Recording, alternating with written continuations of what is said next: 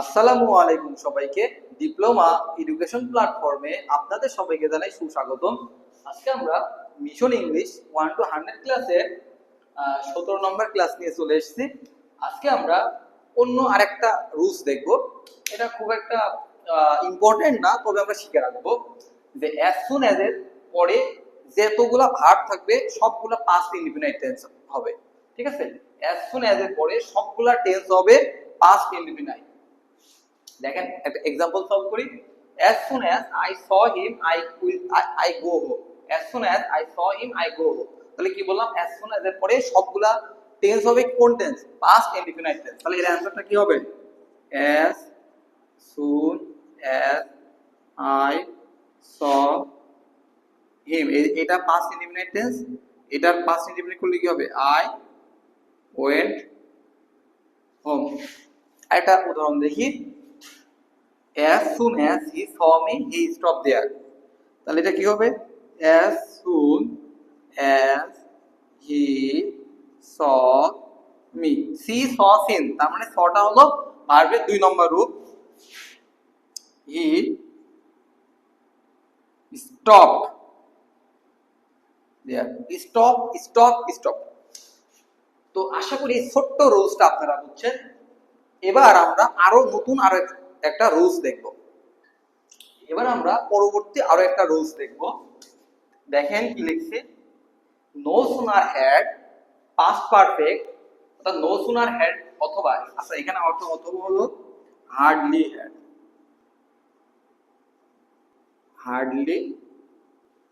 No sooner had অথবা hardly had এর পরেই পাস্ট পারফেক্ট টেন্স হবে। এর পরেই কি হবে? পাস্ট পারফেক্ট টেন্স হবে, তারপরে দেন হবে, তারপরে পাস্ট ইনডিফিনিট টেন্স হবে।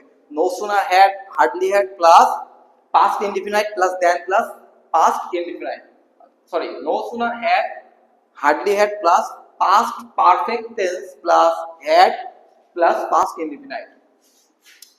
এই স্ট্রাকচারটা ফলো করবে। নো সুনার হ্যাড এবং হার্ডলি হ্যাড যদি থাকে, এখানে কি লিখছি? হ্যাড অবশ্যই সাবজেক্টের পূর্বে বসবে। হ্যাড অবশ্যই সাবজেক্টের পূর্বে বসবে। তাহলে আমরা একটা एग्जांपल সলভ করি। এই যে এখানে নো সুনার হ্যাড আছে, তাই না? তাহলে অ্যানসারটা কি হবে? নো সুনার হ্যাড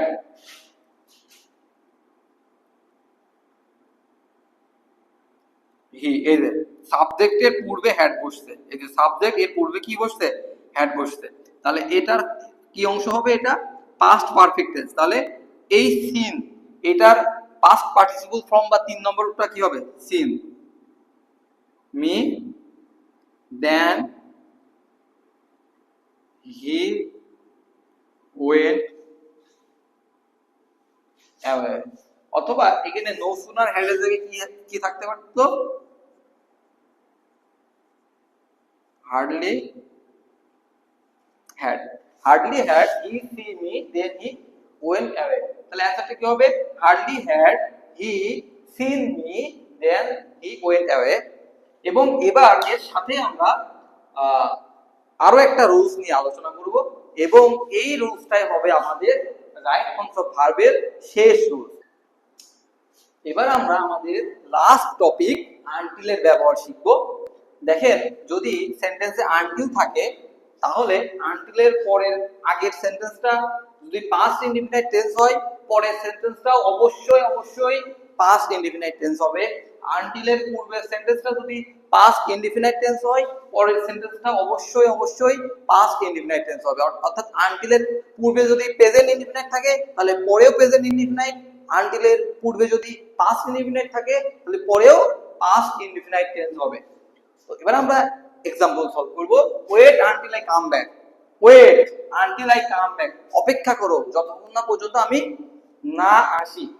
এটা কি কোনো সলভ করা লাগবে? এটা কিন্তু সঠিক, এটা কিন্তু পুরাটাই সঠিক। দেখেন, ওয়েট এটা হলো পাস্ট প্রেজেন্ট ইনডিফিনিট টেন্স নির্দেশ করছে, আর আই কাম ব্যাক এটাও প্রেজেন্ট ইনডিফিনিট টেন্স নির্দেশ করছে। তাহলে এটা সঠিক উত্তর। এই ধরনের উত্তর আমাদের কারেকশন অফ এররস এ দিতে পারে। ঠিক আছে, তখন আপনারা লিখবেন no error in this sentence. ঠিক আছে। আচ্ছা, 2 নম্বর রুলসটা কি? He wait until I come back. দেখেন আনটিল, খালি দেখবেন দুই পাশের সেন্টেন্স মিলাবেন, এখানে কেম আছে এখানে ওয়েট আছে, তাহলে আলাদা আলাদা না? তাহলে এই যে কেম আছে এটাকে কি করবেন আপনারা চাইলে এই পাস্ট ইনডিফিনাইট যেহেতু এই পাশে আছে তাহলে এই পাশেও পাস্ট ইনডিফিনাইট দিতে হবে, আর এই পাশে যদি প্রেজেন্ট ইনডিফিনাইট থাকে তাহলে এটাকেও প্রেজেন্ট ইনডিফিনাইট আপনাদের বানাইতে হবে। আমি যদি এটাকে পাস্ট ইনডিফিনাইট বানাই তাহলে কি হবে, he waited, he waited until I came back।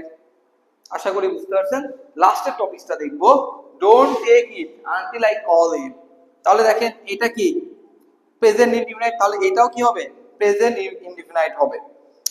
এবং দেখেন এটাও কিন্তু রাইট অ্যান্সার, ঠিক আছে, এটাও কি আছে আমাদের সঠিক অ্যান্সার আছে। এই পাশেও আনটিলের এই পাশেও প্রেজেন্ট ইনডিফিনাইট নির্দেশ করছে, এই পাশেও প্রেজেন্ট ইনডিফিনাইট নির্দেশ করছে। তাহলে আজকের ক্লাসের মাধ্যমে আমরা সাধারণত যেই রুলস গুলো আমাদের রাইট ফর্মস অফ ভার্ব অংশে লাগে সেই রুলস গুলা নিয়ে আলোচনা করছি। এর পরবর্তীতে আমরা আমাদের রাইট ফর্মস অফ ভার্বের সলভ ক্লাস দিব, অর্থাৎ ডুয়েট অ্যাডমিশনের যেই বিগত সালের যে কোশ্চেনগুলো আসছে সেইগুলো আমরা সলভ করব।